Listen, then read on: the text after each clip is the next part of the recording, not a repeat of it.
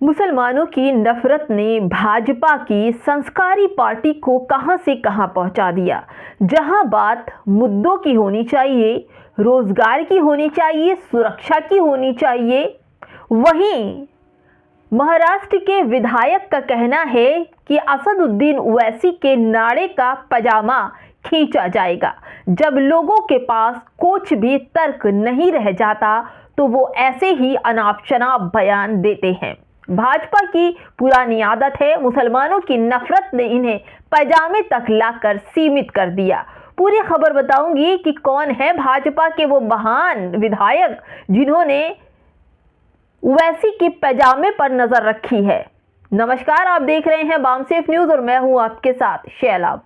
दोस्तों, इन दिनों जिस तरह से मुसलमानों पर हमले लगातार हो रहे हैं, चाहे वो गुरीला स्टाइल में हो रहे हों या फिर गौमांस के शक में मुसलमानों को पीट पीट कर हत्या की जा रही हो, या फिर कहा जाए कि मुसलमानों ने हिंदू नाम क्यों रखे हैं, या फिर मुसलमानों की बेटियों ने हिजाब क्यों पहना है, ये तमाम मुद्दे इस वक्त भाजपा को फिर से सत्ता में लाने के लिए सियासत में एकदम सराबोर हो चुके हैं। लेकिन अहम बात मुद्दों की जाए तो भाजपा के पास कोई भी मुद्दे नहीं है।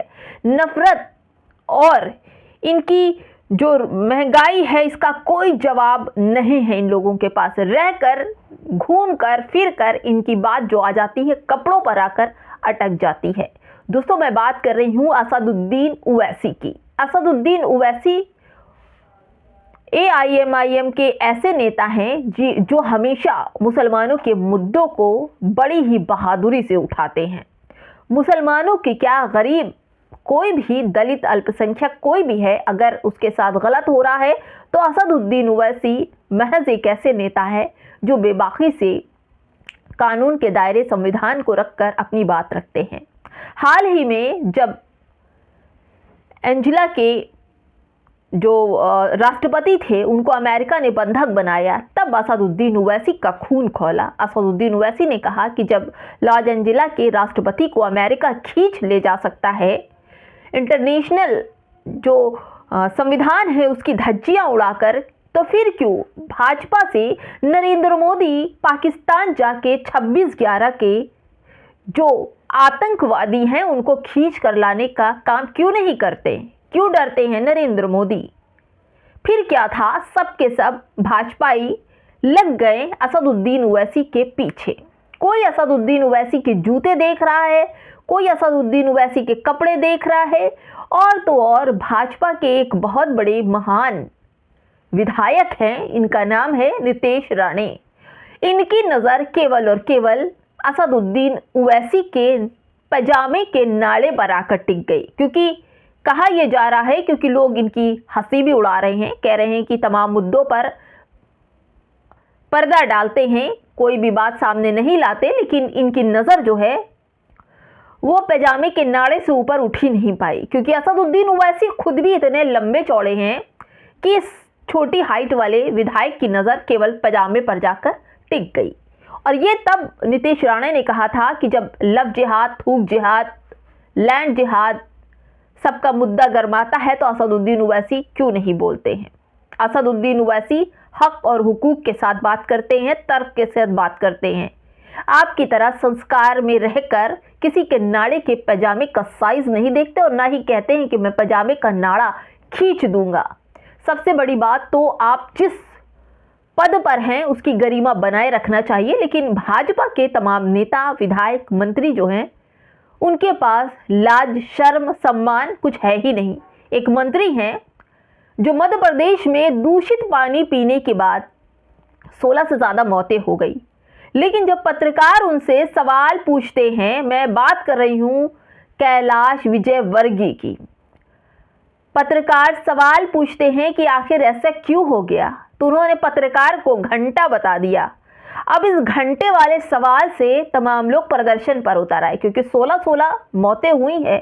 तमाम मुद्दों को घंटा बजाकर मंत्री जी ने शांत करने की कोशिश की, लेकिन हो कुछ ना पाया। लेकिन अब घंटे की आवाज में मंत्री जी की बात जो है वो दब गई। लेकिन अब नितेश राणे की जो नजर है वो असदुद्दीन ओवैसी के पजामे पे आकर फिट बैठ गई। दोस्तों अब इनकी बात में लोग ट्रोलर भी आ गए। रितिका भट्टाचार्य वो बोलती हैं कि मंत्री का पद गाली गलौज के लिए नहीं, जिम्मेदारी के लिए होता है। भाषा देखिए, कुर्सी अपने आप हल्की लगने लगेगी। यानी कि अगर भाजपा के ये मंत्री कुर्सी पा लेते हैं तो अपने पद गरिमा सबका ख्याल छोड़ देते हैं। इनके मुंह में जो शब्द आते हैं वो उसका इस्तेमाल करते हैं। जैसे कि भाजपा के एक नेता हैं, उन्होंने कहा कि हमें मुस्लिम नमक हरामों की ज़रूरत नहीं है, वो हमें वोट नहीं देते, भाजपा के लोग वोट नहीं देते। दोस्तों यही नीतीश राणे का एक बात भी कहते हैं कि भगवा से चलेगा, फतवा से नहीं चलेगा। बिल्कुल बिल्कुल, ना भगवा से चलेगा ना फतवा से चलेगा, देश चलेगा संविधान से चलेगा। दोस्तों अब मैं आपको एक ऐसी खबर बताने जा रही हूं जो इन तमाम मुद्दों को दबाने की कोशिश कर रहे हैं, चाहे पजामे पर चाहे किसी और मुद्दे को लेकर। मैं बात कर रही हूं अंकिता भंडारी की। अंकिता भंडारी भी इस देश की बेटी थी, उत्तराखंड की, जिसने इन लोगों के नापाक इरादों को नाकाम कर दिया और खुद अपनी जान गंवा बैठी। उस लड़की की इज्जत को तार-तार करने वाले अभी भी सलाखों के पीछे नहीं गए। सब कुछ उत्तराखंड की सरकार में है। वही उत्तराखंड की सरकार जो मस्जिद, मदरसों और मुसलमानों को लगातार निशाना बना रही है, लेकिन अंकिता भंडारी के जो आरोपी हैं उन पर एक उंगली भी रखने की हैसियत नहीं है इनकी। दोस्तों अंकिता भंडारी के इस पूरे केस में जो लोग गिरफ्तार नहीं हुए उनके लिए बड़ी बड़ी रैली निकली है। इसी उत्तराखंड के अंदर जो लोग थूक जिहाद, लव जिहाद, लैंड जिहाद की बात कर रहे थे, उसी उत्तराखंड के अंदर अंकिता भंडारी के लिए लोगों ने रैलियां निकाली। उसमें से बड़ी तादाद में भाजपा के लोग भी सम्मिलित थे। लेकिन एक महिला का वीडियो बड़ी ही तेजी से वायरल हो रहा है, जिसको पॉलिटिक्स ने अपने सोशल अकाउंट पर शेयर किया है। पहले मैं आपको उस सोशल अकाउंट पर लिखा क्या है वो बता देती हूँ। दोस्तों पॉलिटिक्स लिखता है कि भाजपा की मंडल अध्यक्ष ने भाजपा पर थूका। देहरादून में अंकिता भंडारी मामले में सीबीआई जांच की मांग के लिए भीड़ ने सीएम पुष्कर धामी के आवास का घेराव किया। उसी दौरान प्रदर्शन में भाजपा से नाराज बीजेपी के नेता भी पहुंचे और पार्टी छोड़कर कहा, थू है ऐसी पार्टी पर जो न्याय न दे सके। दोस्तों सच में न्याय न दे सके। बेटी बचाओ बेटी पढ़ाओ का नारा देने वाली भाजपा सरकार आज थू की हकदार है। हर तरफ से थू थू हो रही है, चाहे उन्नाव का केस हो, चाहे उत्तराखंड का केस हो, या फिर तमाम बेगुनाह जो हैं वो सलाखों के पीछे हैं। लेकिन कुछ ऐसी भी तर्क सामने आती हैं जब ये लोग कहते हैं कि मुस्लिम महिलाएं हिजाब क्यों पहनती हैं, इनका हिजाब नोच लेना चाहिए। कुछ तो सर्राफा अधिकारी, मैं बात करूं बुलंदशहर सिकंदरा की, कि वहां पर कहा गया कि जो महिलाएं आएंगी सामान खरीदने, सोने चांदी के जेवरात खरीदने आएंगी, वो भी नकाब पहन कर ना आए और हम उनको सामान नहीं बेचेंगे। चलिए ठीक है, लेकिन जो लोग नकाब में नहीं थे उनके साथ भी बर्बरता हुई। अंकिता भंडारी, उन्नाव वाली लड़की, आसिफा, कितने नाम गिनाऊं मैं। और तो और दोस्तों आरोपी पैरोल पर निकल कर बाहर घूमते हैं, लेकिन जो निर्दोष हैं वो सालों साल जेल में बंद रहते हैं। मैं बात कर रही हूँ राम रहीम, कुलदीप सेंगर, आशाराम जैसे बलात्कारी, जिनके नाम पर बलात्कार की मोहर लगी है। वो लोग पूजा के योग्य हैं और जो नहीं है, मुसलमानों को ज़बरदस्ती निशाना बनाया जा रहा है। कभी बांग्लादेशी, कभी पाकिस्तानी, कभी कुछ कह के उनके व्यापार को निशाना बनाया जा रहा है, उनकी चीज़ों को निशाना बनाया जा रहा है, उनकी दुकान नहीं रहने दी जाती। दोस्तों अब एक मामला और आया है। ये मुस्लिम स्पेस की खबर है कि कुछ हिंदू समुदाय के लोग एक मुस्लिम रज़ाई गद्दे वाले की दुकान में घुसते हैं और वहां पर जाकर के तोड़ फोड़ करते हैं। ये मामला 3 जनवरी उत्तराखंड का ही है, ऋषिकेश का, जहां पर हिंदूवादी दल के सदस्यों ने एक मुस्लिम की दुकान को जबरन बंद करा दिया। उन्होंने मंसूरी क्लॉथ स्टोर पर आरोप लगाया कि वह मरे हुए हिंदुओं के सामान से बने कपड़े और गद्दे का सामान बेच रहा है। दोस्तों मैं आपको बताऊं, पुराने कपड़े को लेकर कुछ मशीनों में डालकर उसकी रुई बनाई जाती है और फिर उसे गद्दे में भरा जाता है। अब ये हिंदू संस्कारी जो हैं, इनकी आत्माएं आहत हो गई कि मरे हुए हिंदुओं की जो पुराने कपड़े होते हैं वो खरीदते थे और उसकी रुई बनाकर गद्दे में भरकर बेचते थे।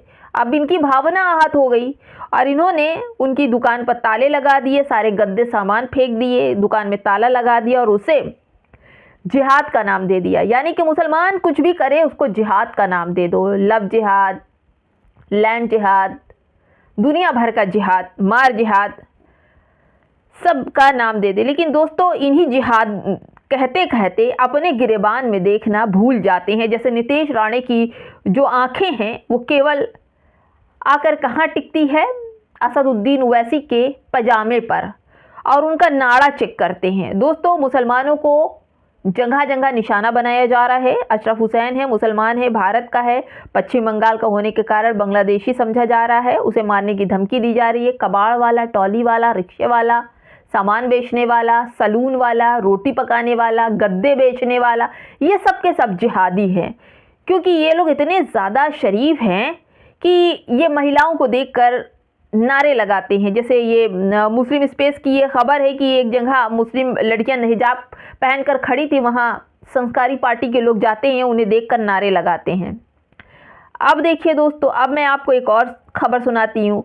जिस चीज़ का जिहाद बोलते, आतंकवादी बोलते हैं, इसमें से तो एक भी नाम मुझे दिखाई नहीं पड़ता, ना जिहादी ना आतंकवादी। हाँ, संस्कारी पार्टी के लोग, बजरंग दल, गोरक्षक, इनमें से जरूर मिल जाते हैं। वो भी आतंकवादी पाकिस्तान के लिए जासूसी करते हुए पकड़े गए। जी हाँ, मैं अम्बाला से पाकिस्तानी जासूस सुनील कुमार गिरफ्तार हुआ। नाम पर गौर फरमाइएगा, सुनील कुमार, हिंदू सुनील कुमार। मॉब लिंचिंग के शक में मुसलमान पर शक होता है, नागरिकता जांच में शक मुसलमान पर होता है, देशभक्ति की परीक्षा शक में मुसलमान पर होता है, और जब देश की सुरक्षा में सेंध लगती है तब खामोश हो जाते हैं। यानी पाकिस्तान को ये खुफिया सुनील कुमार खबरें भेज रहा था।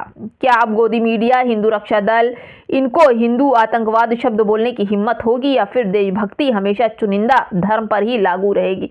देखिए दोस्तों, संस्कारी पार्टी कुछ भी करे, चाहे वो किसी की भी हत्या कर दे, तलवारें बांटे, 12 बोर की पिस्टल बांटने की बात की जाए, मदरसों को बम से उड़ाने की बात की जाए, जगह जगह मुसलमानों को मारा जाए, लिंचिंग किया जाए। आज 10 दिन में 10 मौतें हो चुकी हैं लिंचिंग में।